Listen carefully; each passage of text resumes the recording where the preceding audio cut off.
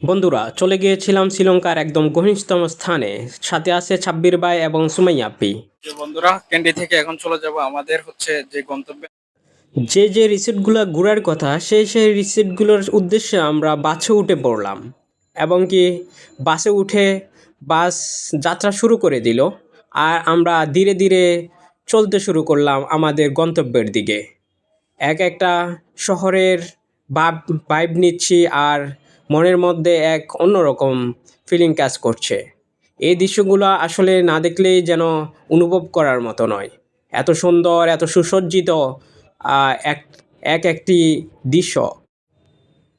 ধীরে চলে যাচ্ছি আস্তে আস্তে করে সমুদ্র, ছোট ছোট ক্যানেলের উপর দিয়ে, কখনো কখনো আবার পাহাড়ের পাদদেশ দিয়ে।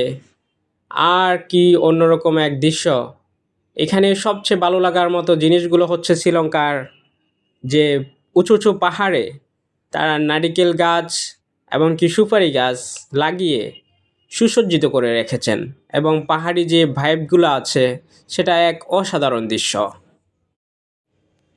ধীরে ধীরে যাচ্ছি আর আসলেই মুগ্ধ হচ্ছি। এত সুন্দর এক ভাইব, এত সুন্দর এক দৃশ্য শ্রীলঙ্কাতে আছে। আসলে শ্রীলঙ্কার যে অভিজ্ঞতাগুলো আমাদের হয়েছে, সেখানে হচ্ছে সব কিছুই এক নান্দনিক দৃশ্য ছিল, উপভোগ করার মতো জায়গা ছিল। শ্রীলঙ্কার সবচেয়ে ফেমাস একটা জিনিসের মধ্যে কোকোনাট হচ্ছে সবচেয়ে জনপ্রিয়। এখানে কোকোনাটের এক সমাহার বলা যায়। আর হচ্ছে আমরা যখন গিয়েছিলাম তখন আমেরও সিজন ছিল ওইখানে। তো আমরা প্রত্যেকেই এখানে কোকোনাট টেস্ট করে দেখলাম। যে ডাবগুলো আছে অসাধারণ এক কথায়। শ্রীলঙ্কায় যদিও সব কিছু খাওয়াতে প্রবলেম ছিল আমাদের, কিন্তু ডাবটা ছিল অসাধারণ। এখানে প্রচুর পানি ছিল, পান করতে করতেও শেষ করা যাইতো না। সাথে ছিল মধু, পাহাড়ি।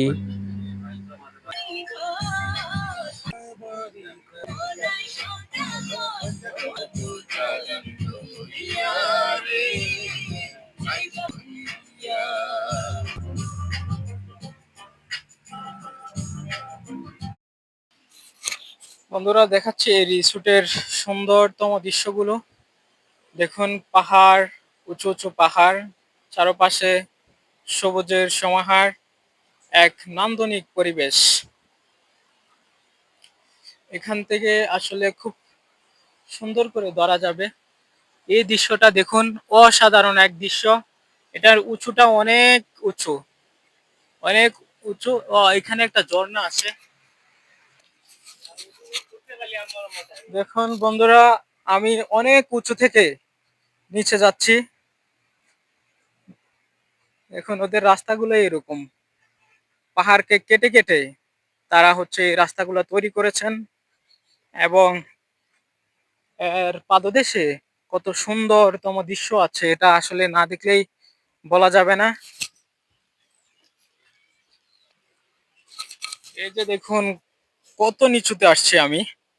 এই আঁকাবাঁকা এই উঁচু পাহাড় দিয়ে বাসগুলা কিভাবে যে উঠে, আসলে এটা এক কাল্পনিক। আমার কাছে একদম দেখার পরে যেন শরীর শিহরে উঠছিল।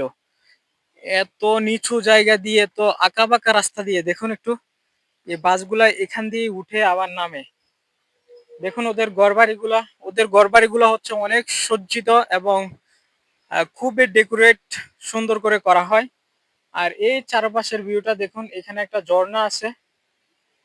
চারপাশের ভিউটা দেখুন, এক অসাধারণ দৃশ্য আসলে।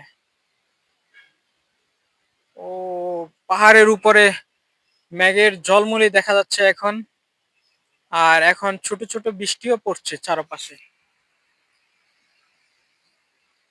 ওদের বাড়িঘর গুলা দেখুন একটু। এই হচ্ছে আমরা নেমে পড়েছিলাম একদম পাদদেশে। সাথে আছে আমার প্রাণপ্রিয় সাব্বির ভাই এবং সুমাইয়া আপি।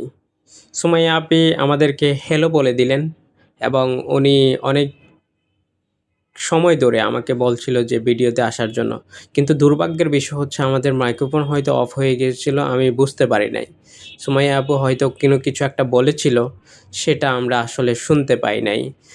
মাইক্রোফোনের আমি পরে ভিডিও দেখার পর বুঝতে পেরেছি যে আমাদের সাউন্ড নাই।